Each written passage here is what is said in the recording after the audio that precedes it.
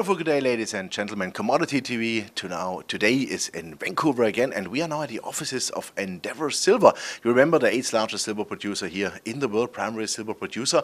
And with me here is the co-founder and CEO, Bradford Cooke. Bradford, thank you very much for taking the time. Oh, my pleasure. How are you? I'm perfect. Always doing good when I'm in Vancouver and talking to such terrific companies like you are. Let's come into the company. 2014 was, again, a good year. You just published your results. Maybe you want to comment a little bit on them? Yes, well, thank you very much for the invitation.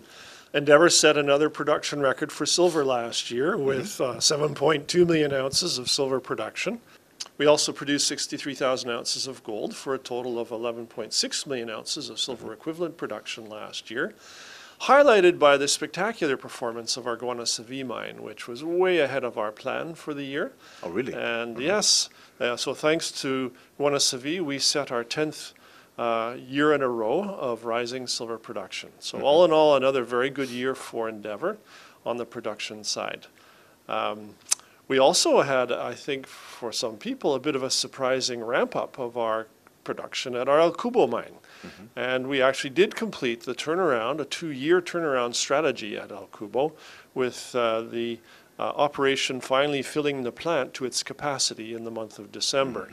Now that we've accomplished that, well, you'll hear about our plans for 2015, but we're very proud of our accomplishment last year to not only set another record year of production, but to see the completion of our turnaround program.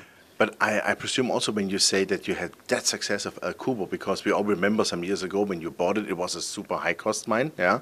And now I presume you brought down the costs now really significantly, right? But when will you start to make money with the mine?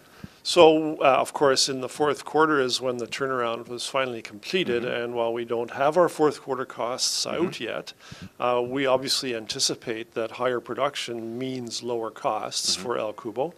I would think that since our goal was to get it into a profitable status on an operating basis, we'll be able to comment on that here when we bring our year-end financials in March. And on an all-in basis, well, you'll just have to wait until we have more to say in March. Yeah, okay. But I see your smile, so you must be satisfied. Maybe you can comment on what is cash in the bank. How is the debt situation? I remember we were talking in Munich 3 months ago, and I asked you about the $27 million of credit line, I think it was, a short-term credit. What is the situation there? You paid something more back, or? So our net cash position at the end of the year was very similar to our net cash position at the end of the third quarter, and given that we were still investing in exploration and mine development, I think that says that we're doing quite well at the operations. Year-end cash is about $30 million US. We also had almost $11 million in finished goods. That's metal that's available for sale. So $41 million in cashable assets. Our draw on the line of credit with Scotiabank is now $29 million, and so the net difference is almost the same as the end of the third quarter. Okay, so you're still in healthy conditions. Still in a very healthy condition. Fantastic. Let's talk about 2015. Now we have mid of January, and I'm sure you have made a lot of plans already. So please elaborate on that. What is coming 2015? What can we expect from you? Well, of course, bigger and better is our motto. Yeah. And I think for 2015 we have 3 or 4 events that we think will catalyze the stock. The first event is this referral to our success at turning around the El Cubo mine. Given that we were able to fill the plant to capacity, but the mine appears to be capable of much more, we have asked the operating group to give us a detailed plan on how to continue the expansion of the mine production without actually expanding the plant. We have some additional plant capacity available at our other mine, the Bolañitos mine in the same district, and if we can truck ore from El Cubo to fill the Bolañitos plant, that means a mine expansion for El Cubo. We don't know that yet, but it's under study, and we hope to comment on that in early March. Fantastic. Any, let's say, planned M&A? You cannot say planned M&A, but is there something on the horizon? You're looking on something? Can you imagine to do something even? As you know, we've been very acquisitive in the past. 3 major acquisitions in our history, 4 if you include San Sebastián.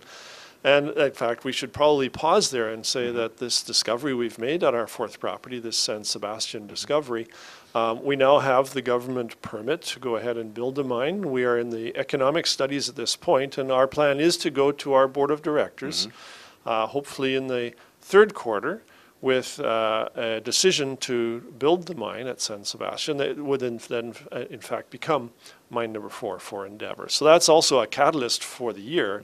I think shareholders are hoping that we do go ahead, and based on the initial draft numbers, I think we are all very positive about the project, but we'll have to wait until end of June or sometime in the third quarter to be able to make a public announcement. So when could be a possible ramp up for San Sebastián? If we make the decision, then we will have already prepared to start building this year. Okay, and in production next year? That would make 1 year start to finish to have it producing in 2016.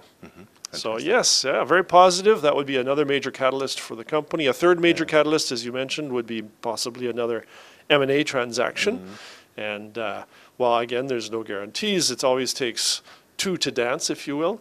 Normally, yes. Well, I am working very hard on a couple of opportunities, and I would love to close at least one of them soon, and possibly 2 this year. Fantastic. Last question on the exploration side, what you are planning this year? So probably a little bit lower expenditures on the exploration this year. We had a big year last year, which I hope you'll see in some news coming out next week. We'll release our reserves and resources for the year. Great. So successful exploration again last year, and continuing to drill all 3 mine sites plus San Sebastián in 2015. So that means you have replaced what you have produced and even more. We have some very exciting new targets, particularly at Guanacevi and El Cubo. Aha, okay, I hear you.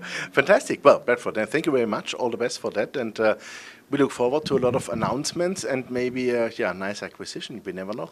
Well, you never know, but we're looking for a bigger and better year from Endeavour.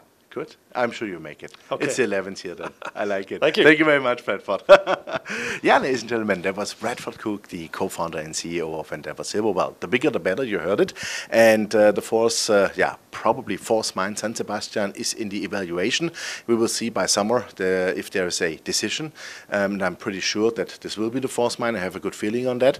And maybe an M&A transaction could happen, and also some exploration is happening this year. So again, a busy year for Endeavour, and I'm sure it will be the 11th consecutive record year for the company. Thanks and bye-bye from Vancouver.